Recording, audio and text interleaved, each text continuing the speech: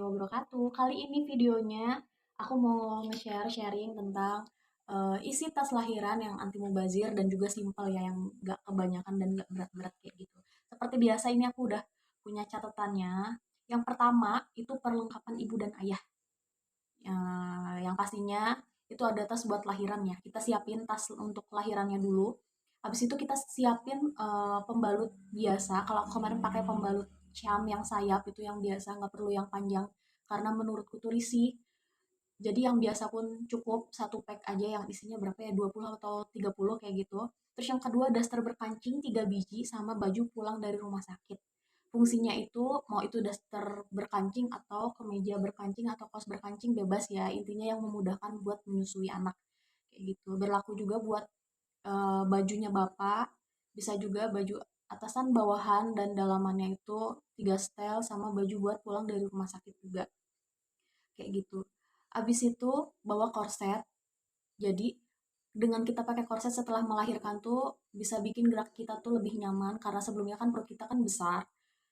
Tiba-tiba keluar bayi tuh kayaknya biar nggak ngegoclak-goclak geningnya perut teh. Jadi biar lebih lebih apa ya? Biar lebih singset gitu, biar nggak bergelambir, gerak pun enak. Itu wajib pakai korset. Terus abis itu alat mandi sesuai standar kalian. Biasanya kalian pakai alat mandi apa aja. Abis itu jangan lupa bawa data pribadi. Itu fotokopi KK, KTP, sama BPJS kalau misalkan mau pakai BPJS. Jangan lupa bawa buku KIA sama uang tunai. Terus selanjutnya bawa breastpad. Breastpad itu kayak pembalut tapi ini buat payudara.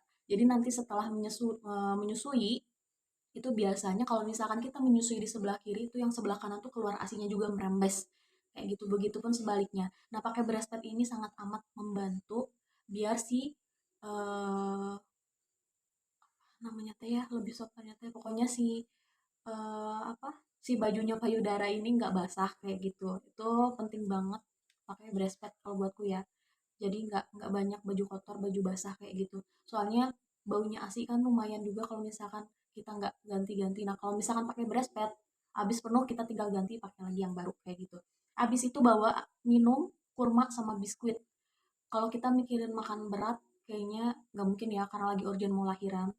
Tapi bisa disiapin minum, bawa kurma. Kurma ini sangat amat membantu buat ngisi energi, mau itu buat bundanya ataupun buat ayahnya. Terus ini juga simpel bawanya, kayak gitu. Sama stok biskuit, paling nggak buat ganjel perut sebelum kita nyari makanan yang berat, kayak gitu. Terus abis itu tas atau kresek untuk baju kotor, biar nanti ada pembeda ya, ini baju kotor sama baju bersih, kayak gitu. Kalau misalkan nggak pakai tas lahiran, bisa juga pakai koper, gimana nyamannya kalian aja.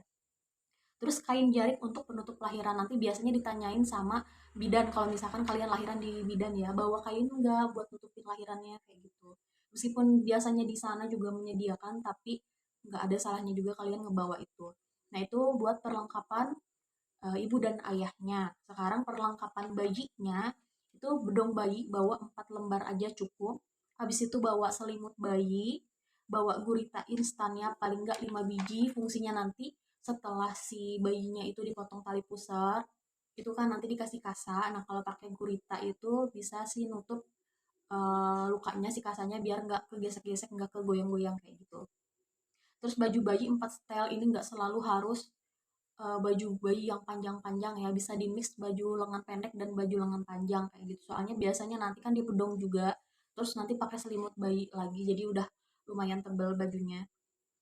Kalau misalkan mau bawa lebih juga nggak apa-apa. Misalkan ternyata dirawatnya harus berhari-hari di rumah sakit atau rumah bersalin, itu kan pasti perlu spare yang lebih banyak. Mungkin amannya 8 setel kali ya, tapi kalau misalkan memang lahirannya di bidan aja atau di rumah sakit, yang biasanya kalau lahiran normal itu cepat pulangnya, menurutku 4 setel tuh udah cukup kayak gitu. Terus habis itu alat mandi bayi. Alat mandi bayi ini juga sesuai standar kalian. Kalau aku kemarin yang penting sabun mandi itu biasanya ada juga yang udah sama samponya. Kalau masih bayi itu sukanya barengan. Terus minyak telon jangan lupa sama bawa tisu basah. Kalau aku itu aja cukup. Abis itu bawa pampers newborn, jadi nggak perlu banyak gonta-ganti karena masih bayi itu masih sering banget pipis. Terus BAB-nya juga masih kayak hitam-hitam coklat yang masih nempel banget kayak gitu. Kayaknya PR banget kalau misalkan harus nyuci pakai popok kain Jadi lebih enak pakai Pampers Newborn aja. Aku kemarin pakai yang merek Meris, kalau kalian mau, rekomendasi dari aku. Terus habis itu bawa gendongan bayi, bawa tisu kering juga buat jaga-jaga kalau si babynya gumoh atau misalkan keperluan kita di sana. Terus kaos kaki sama tangan nggak perlu banyak-banyak, 3 pasang juga cukup dibawa biar si babynya nggak gini-gini gini-gini kayak gitu. Biasanya kan si tangannya, kukunya tuh masih tajam, jadi fungsinya buat itu aja. Soalnya kalau bayi terlalu diungkap juga biasanya dia juga nggak nyaman. Nah, seperti biasa itu video yang aku share itu sesuai pengalamanku, misalkan mau ditambahin juga boleh, cuman simpelnya kalau aku kemarin cuman bawa ini aja. Seperti biasa nanti aku taruh di akhir video buat catatannya biar kalian gak lupa, kayak gitu. Terima kasih buat sharing malam ini. Semoga bermanfaat videonya, semoga lahirannya juga lancar, ibu dan bayinya juga sehat sampai nanti pulang ke rumah. Gitu ya. Oke, thank you buat videonya. Sampai jumpa nanti di video selanjutnya. Bye bye.